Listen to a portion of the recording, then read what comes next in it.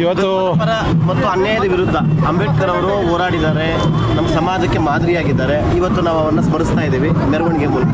ಇಲ್ಲಿಂದ ಎಲ್ಲಿವರೆಗೂ ಮೆರವಣಿಗೆ ಮತ್ತು ಯಾಕೆ ನಾವು ಅಂಬೇಡ್ಕರ್ ಅನ್ನು ಸ್ಮರಿಸಬೇಕು ಸರ್? ಭಾರತ ರತ್ನ ಬಾಬಾ ಸಾಹೇಬ್ ಅಂಬೇಡ್ಕರ್ ಅವರ 135ನೇ ಜನ್ಮ ದಿನೋತ್ಸವವನ್ನು ಇಡೀ ದೇಶ ಮತ್ತು ವಿದೇಶಗಳಲ್ಲೂ ಕೂಡ ಭಾಳ ಸಂಭ್ರಮದಿಂದ ಆಚರಣೆಯನ್ನು ಮಾಡ್ತಾಯಿದ್ದೀವಿ. ಪ್ರತಿ ವರ್ಷ ನಾವು ಯಲಹಂಕ ವಿಧಾನಸಭಾ ಕ್ಷೇತ್ರದಲ್ಲಿ ಬೇರೆ ಬೇರೆ ಸಂಘಟನೆಗಳವರು ಮಾಡ್ತಾಯಿದ್ರು, ನಾವು ಕೂಡ ಮಾಡ್ತಾಯಿದ್ವಿ. ಇವತ್ತು ಒಟ್ಟಾರೆ ಆ ತಾಲೂಕು ಆಡಳಿತ ಮಂಡಳಿ ಮತ್ತು ನಾವೆಲ್ಲ ಸೇರಿ ಇವತ್ತು ಕೋಗಲ್ ಸರ್ಕಲಿಂದ ನಮ್ಮ ಮಿನಿ ವಿಧಾನಸೌಧ ಅಲ್ಲಿ ಬಾಬಾ ಸಾಹೇಬ್ ಅಂಬೇಡ್ಕರ್ ಅವರ ಮೂರ್ತಿ ಪ್ರತಿಷ್ಠಾಪನೆಯಾಗಿ 1 ವರ್ಷ ಆಯಿತು. ಅಲ್ಲಿಯವರೆಗೂ ನಾವು ಈ ಮೆರವಣಿಗೆಯನ್ನು ಹೋಗ್ತಾ ಇದ್ದೀವಿ ನಾವೆಲ್ಲ ಕೂಡ. ಮತ್ತು ಅಲ್ಲಿ ಸಾರ್ವಜನಿಕ ಕಾರ್ಯಕ್ರಮ ಕೂಡ ಇದೆ. ಬಾಬಾ ಸಾಹೇಬ್ ಅಂಬೇಡ್ಕರ್ ಅವರು ಮತ್ತು ಬಾಬು ಜಗಜೀವನ್ ರಾಮ್ ಅವರ ಬಗ್ಗೆ ಅನೇಕ ಮುಖಂಡರು ಕೂಡ ಮಾತಾಡೋರಿದ್ದಾರೆ. ಇವತ್ತು ಬಾಬಾ ಸಾಹೇಬ್ ಅಂಬೇಡ್ಕರ್ ಅವರ ಕೊಟ್ಟಂಥ ಸಂವಿಧಾನದಿಂದ ಇವತ್ತು ಭಾರತ ಪ್ರಪಂಚದಲ್ಲೇ ಬಲಿಷ್ಠವಾದಂಥ ರಾಷ್ಟ್ರವಾಗಿ ಬೆಳೆದಿರ್ತಕ್ಕಂಥದ್ದು. ಮತ್ತು ಏನು ಹಿಂದುಳಿದ ವರ್ಗ ಮತ್ತು ತುಳಿತಕ್ಕೊಳಗಾಗಿದ್ದಂಥ ದಲಿತ ಜನಾಂಗ ಇತ್ತು, ಬಾಬಾ ಸಾಹೇಬ್ ಅಂಬೇಡ್ಕರ್ ಅವರು ಸ್ವತಃ ಅವರು ಕೂಡ ಆ ಕಷ್ಟಗಳನ್ನು ಅನುಭವಿಸಿ ಹೋರಾಟವನ್ನು ಮಾಡಿ ಅವರ ತ್ಯಾಗದ ಫಲವಾಗಿ ಇವತ್ತು ನಾವೆಲ್ಲ ಕೂಡ ಇರೋದರಲ್ಲಿ ಒಂದು ಸ್ವಲ್ಪ ನೆಮ್ಮದಿ ಜೀವನವನ್ನು ನಡೆಸ್ತಾ ಇದ್ದೀವಿ.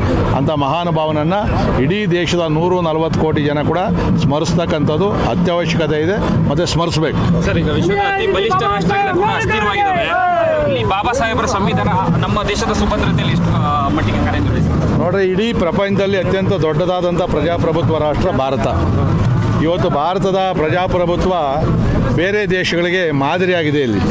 ಇಲ್ಲಿ ಸಾಮಾನ್ಯ ಕೂಲಿ ಕಾರ್ಮಿಕರಿಂದ ಹಿಡಿದು ಭಿಕ್ಷಾ ಬೇಡೋರಿಂದ ಹಿಡಿದು ದೊಡ್ಡವ್ರಿಗೂ ಕೂಡ ಎಲ್ಲರಿಗೂ ಸಮಾನವಾದಂಥ ಹಕ್ಕುಗಳನ್ನು ಸಂವಿಧಾನದಲ್ಲಿ ಕೊಟ್ಟಿರ್ತಕ್ಕಂಥದ್ದು. ಆ ಒಂದು ಸಮಾನವಾದಂಥ ಹಕ್ಕುಗಳನ್ನು ಕೊಟ್ಟಿರೋದಕ್ಕೋಸ್ಕರ ಇವತ್ತು ನಾವು ಬಲಿಷ್ಠ ಭಾರತ ಆಗಿರ್ತಕ್ಕಂಥದ್ದು. ಇದರಲ್ಲಿ ಬೆಳೆಯೋದಕ್ಕೆ ಎಲ್ಲರಿಗೂ ಕೂಡ ಅವಕಾಶ ಇದೆ, ರಾಜಕೀಯವಾಗಿ, ಸಾಮಾಜಿಕವಾಗಿ, ಆರ್ಥಿಕವಾಗಿ. ಮತ್ತು ಬಾಬಾ ಸಾಹೇಬ್ ಅಂಬೇಡ್ಕರ್ ಅವರ ಒಂದು ಬಯಕೆ ಏನಿತ್ತು, ಪ್ರತಿಯೊಬ್ಬರು ಕೂಡ ವಿದ್ಯಾವಂತರಾಗಬೇಕು ಅಂತೇಳಿ ಆ ನಿಟ್ಟಿನಲ್ಲಿ ಇವತ್ತು ಸರ್ಕಾರಗಳು ಕೂಡ ಅವರ ಹೇಳಿದ ವೇದವಾಕ್ಯವಾಗಿ ತಿಳ್ಕೊಂಡು ಇವತ್ತು ಕಾರ್ಯಕ್ರಮಗಳನ್ನು ಆಯೋಜನೆ ಮಾಡ್ತಾ ಇರೋದ್ರಿಂದನೇ ಇವತ್ತು ಪ್ರಪಂಚವನ್ನು ಎದುರಿಸ್ತಕ್ಕಂಥ ಶಕ್ತಿ ಭಾರತಕ್ಕೆ ಬಂದಿರತಕ್ಕಂಥದ್ದು. ಮತ್ತು ಅದನ್ನು ಅನುಷ್ಠಾನಕ್ಕೆ ತರ್ತಾ ಇರ್ತಕ್ಕಂಥ ನಮ್ಮ ದೇಶದ ನೆಚ್ಚಿನ ಪ್ರಧಾನಿ ನರೇಂದ್ರ ಮೋದಿಯವರು ಬಹುಶಃ ಬಾಬಾ ಸಾಹೇಬ್ ಅಂಬೇಡ್ಕರ್ ಅವರ 5 ಸ್ಥಳಗಳನ್ನು ಕೋಟ್ಯಾಂತರ ರೂಪಾಯಿ ವೆಚ್ಚವನ್ನು ಮಾಡಿ ಸ್ಮಾರಕಗಳನ್ನು ಮಾಡಿರ್ತಕ್ಕಂಥದ್ದು. ಮತ್ತು ಇವತ್ತು ಸಂವಿಧಾನಕ್ಕೆ ಅತ್ಯಂತ ಹೆಚ್ಚಿನ ಗೌರವವನ್ನು ಕೊಟ್ಟಿರ್ತಕ್ಕಂಥ ನರೇಂದ್ರ ಮೋದಿಯವರ ನಾಯಕತ್ವ ಬಾಬಾ ಸಾಹೇಬ್ ಅಂಬೇಡ್ಕರ್ ಅವರ ಹಾಕಿಕೊಟ್ಟ ಹಾದಿಯಲ್ಲಿ ನಡೀತಾ ಇರೋದ್ರಿಂದ ಇವತ್ತು ಭಾರತ ಬಲಿಷ್ಠವಾಗಿರ್ತಕ್ಕಂಥದ್ದು. ಸರ್, ಈಗ ಗ್ಯಾಸು ಸಮಸ್ಯೆ ಹಾಗೆ ಹೀಗೆ ಅಂತ ಹೇಳ್ತಾ ಇದ್ದಾರೆ, ಸ್ವಲ್ಪ ಆತಂಕ ಇದೆ. ಜನ ಭಯ ಪಡುವಂಥ ಅಗತ್ಯ ಇದೆಯಾ ಇಲ್ವಾ? ಏನು ಭಯ ಪಡುವಂಥ ಅಗತ್ಯ ಇಲ್ಲ. ಯಾಕಂದರೆ ಇದು ಇಡೀ ವಿಶ್ವದ ಸಮಸ್ಯೆ ಆಗಿ ಇವತ್ತು ಬದಲಾಗಿರ್ತಕ್ಕಂಥದ್ದು.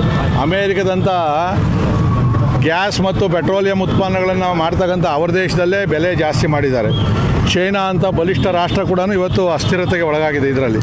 ಸೊ ಇವತ್ತು ಏನು ಶಾಂತಿ ಸಂಧಾನ ನಡೀತೋ ಅದಾಗಲಿಲ್ಲ, ಅದು ಸ್ವಲ್ಪ ಆತಂಕ ಇದ್ದೇ ಇದೆ. ಸೊ ಅದಕ್ಕೋಸ್ಕರ ನಾವು ಇರೋದರಲ್ಲಿ ಸ್ವಲ್ಪ ಉಳಿತಾಯವನ್ನು ಮಾಡಿಕೊಂಡು ನಾವು ಯಾವ ರೀತಿ ಕೋವಿಡಲ್ಲಿ ಅಂಥ ಸಂಕಷ್ಟ ಕಾಲದಲ್ಲಿ ಕೂಡ ನಾವು ಬಲಿಷ್ಠವಾಗಿ ನಿಂತ್ಕೊಂಡಿದ್ವಿ ದೇಶದ ಜೊತೆಯಲ್ಲಿ, ಆ ರೀತಿಯಲ್ಲಿ ನಾವು ನಿಂತ್ಕೊಂಡಾಗ ಈ ಸಮಸ್ಯೆ ಬಗೆಹರಿದೆ. ಸರ್, ಇರಾನ್ ಕೂಡ ಹೇಳಿದೆ ಭಾರತ ಬಂದರೆ ಮಾತ್ರ ನಾವು ಶಾಂತಿ ಸಂಧಾನದಲ್ಲಿ ಭಾಗವಹಿಸ್ತೀವಿ ಅಂತ. ಸರ್, ಇದ್ರ ಬಗ್ಗೆ ಪಾಕಿಸ್ತಾನದ ಬರೀ ಟುಳ್ಳಾಯ್ತಾ? ಪಾಕಿಸ್ತಾನ ಬರೀ ಅವರು ಬೊಗಳೆ ಬಿಟ್ಕೊಂಡು ಅಮೇರಿಕಾದವ್ರು ಏನು ಹೇಳಿದ್ರು ಅದನ್ನು ಮಾಡೋಕ್ಕೆ ಹೋಗಿದ್ರು. ಆದರೆ ಇವತ್ತು ಭಾಳಷ್ಟು ರಾಷ್ಟ್ರಗಳು ಭಾರತದ ಒಂದು ನೇತೃತ್ವವನ್ನು ವಹಿಸ್ಕೊತಾ ಇದೆ.